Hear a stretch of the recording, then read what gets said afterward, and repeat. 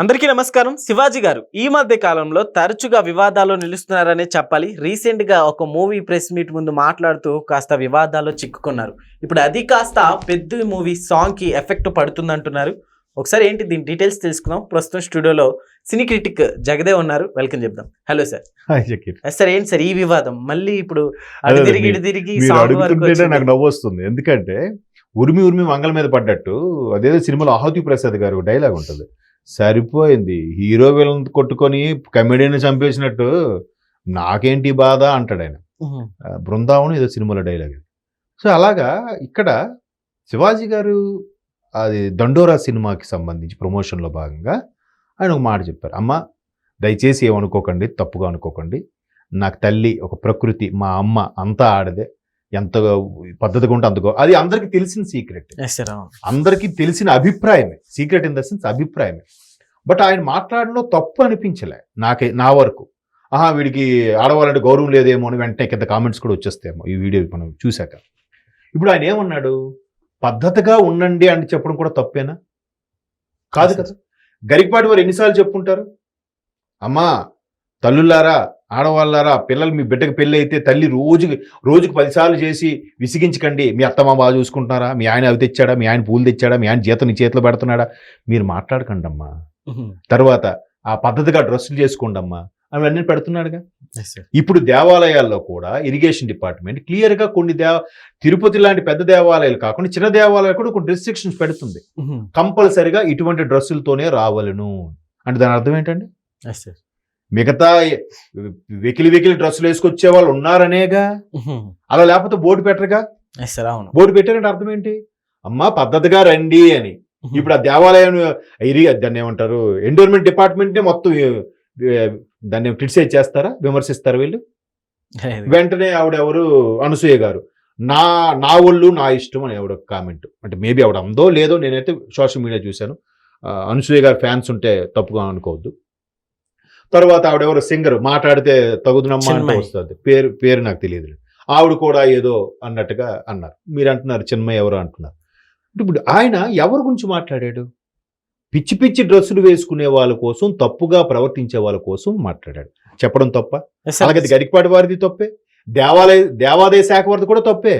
దేవాదాయ శాఖ ఏం పెడుతుంది బోర్డు, ఈ కుర్తాలు, లంగా ఓనీలు, చీర వీటితోనే రావాలను అని చెప్పి దానికి టిక్ మార్క్ పెడుతుంది.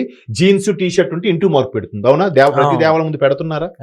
అంటే దాని అర్థం ఏంటి? అరే మా ఆడవాళ్ళకి స్వేచ్ఛ లేదా, మా డ్రెస్సుల గురించి దేవాలయం కూడా కామెంట్ చేస్తాడా అని ఎవరైనా అన్నారా? అవకాశం కోసం అదును చూసుకొని ఏదో మీద పడిపోతున్నట్లు కూడా ఇప్పుడు రెస్పాండ్ అయిన వాళ్ళు చూసుకోవచ్చు సార్. ఎందుకంటే ఇలాంటి చిన్నవి వచ్చినప్పుడే వెంటనే పోస్టులు, ట్విస్టులు ఇవన్నీ. ఇప్పుడు మీరు అన్నట్టు ఈ పదం ఏదో ఒక పాటలో నీ సరుకులు ఏదో పాదం పాడారు, ఆ పాట కూడా తీయించేస్తున్నాను డిమాండ్ పెరుగుతుంది. ఈ పెద్దిలో ఉన్న సాంగ్, చికిరి సాంగ్ లోనే ఉందంట. నేను పూర్తిగా లిరిక్స్ వినలేదు. ఇప్పుడు దానికి దీనికి సంబంధం ఏంటండి?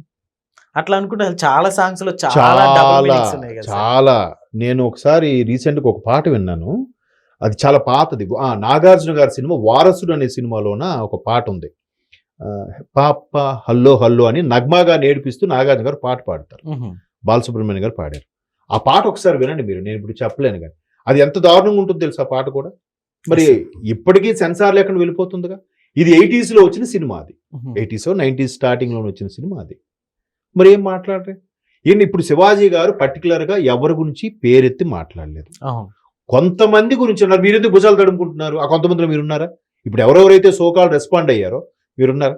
అలాగే రీసెంట్ గా నిధి అగర్వాల్, ఎవరు మన రాజాసాబు ఫేమ్ నిధి అగర్వాల్ కానీ, అదే హరిహర వీరమల హీరోయిన్ కానీ, ఆవిడ ఒక ఇది పెట్టారు, ఏంటది, blaming the victim is the manipulation అని ఏదో పెట్టింది ఆవిడ. అంటే ఎవరైతే ఇబ్బంది పడ్డారో వాళ్ళని విమర్శిస్తూ మీరు సానుభూతి పొందడం మంచిది కాదు అన్నట్టుగా ఆవిడ పెట్టిందంట పోస్ట్.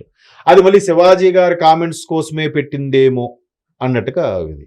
అలాగే మహిళా హక్కుల కమిషన్ ఎవరైతే ఆవిడ ఉన్నారో ఆవిడ వెంటనే శివాజీ గారికి నోటీసులు కూడా ఇచ్చారు, ఇట్లా మాట్లాడడం తప్పు. ఆయన ఏం తప్పుగా మాట్లాడలేదు, ఎవరిని విమర్శించలేదే, ఎవరిని. అమ్మా ప్రతి ఒక్కరు ఇప్పుడు జనరల్గా ఎవరైనా ఎలా మాట్లాడుకుంటారు, పద్ధతిగా ఉన్న చూస్తే అరే చేతులు ఇచ్చి నమస్కరించాలన్నట్టుందని, అదే తేడాగా చూస్తే చూసే దృష్టిలో లోపం కాదనట్లేదు. Yes sir. కానీ మన సంస్కృతి ఏంటి, మన సంప్రదాయం ఏంటి?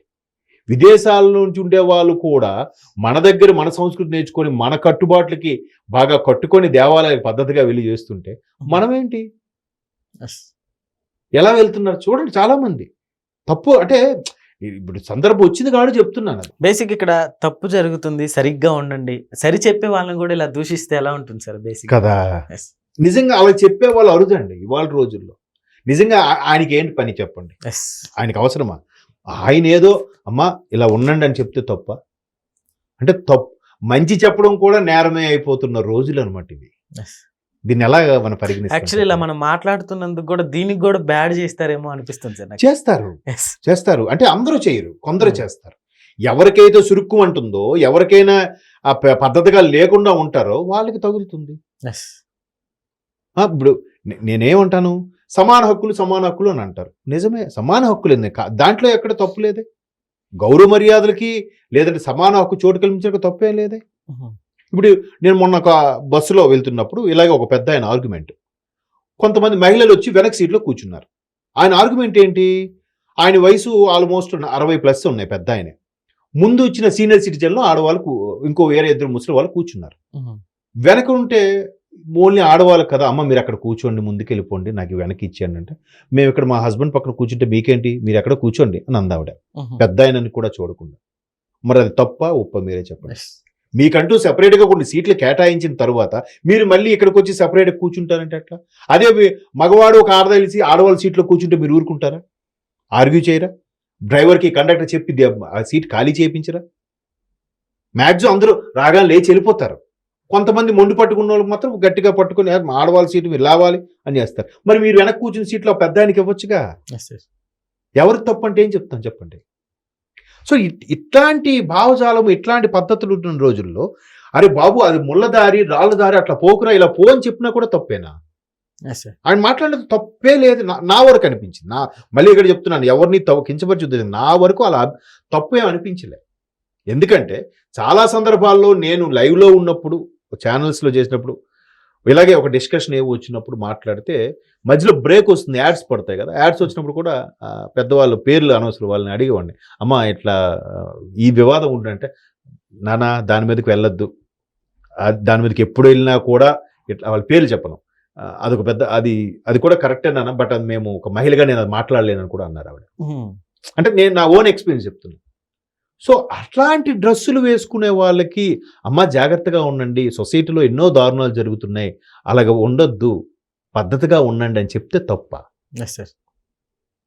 అదేంటాను నిజంగా శివాజీ గారిని తప్పు పట్టేవా? నిన్న లేదు మొన్న మంచు మనోజ్ గారు కూడా కామెంట్ చేశారు, ఆయన అలా మాట్లాడి ఉండకూడదు, వాళ్ళ అన్నిట్లో అర్హులే, సమాన ఆస్తిలో కానీ పరువులో కానీ అధికారంలో కానీ అన్నిటికీ ఆ హక్కు ఉంది, వాళ్ళని అలా అనడం కరెక్ట్ కాదని. హక్కు లేదని అసలు ఎక్కడ చెప్తారు సార్ పాపం కదా. నేను అదే అంటున్నాను. నేను వాళ్ళని ఇప్పుడు ఆయన ఏమన్నాడు, పద్ధతిగా ఉండండి అమ్మా. అయితే ఇప్పుడు వీళ్ళందరూ కూడా ఎవరెవరైతే క్రిటిసైజ్ రివర్స్లో కౌంటర్ ఇచ్చారో వీళ్ళందరూ కూడా దేవాదాయ శాఖ మీద కేసు వేయమని చెప్పండి. దేవాలయం ముందు అలా ఇంటి మార్కులు బొమ్మలు వేసి పెట్టొద్దని చెప్పండి. ఎవరు నచ్చిన డ్రెస్లో రమ్మని చెప్పండి అని చెప్పండి. చెప్పగలరా? కదా. అంటే ఏదో ఒక సాకు కావాలి, మేము వార్తల్లో నిలబడ్డామని చెప్పడానికి కాకపోతే ఆయన పని ఆయన చేసుకెళ్ళిపోవచ్చు, ఆయన ఎందుకు అలా మాట్లాడాలి? ఒక మంచి మాట చెప్పాడు, తప్పేముంది దానికి? ఈయన పెద్ద శుద్ధపోస ఈయన మాకు చెప్తాడా అనేవాళ్ళు కూడా ఉన్నారు. చూద్దాం మీరు ఇది ఎంతవరకు వెళ్తుందో wait and see. Okay sir, thank you.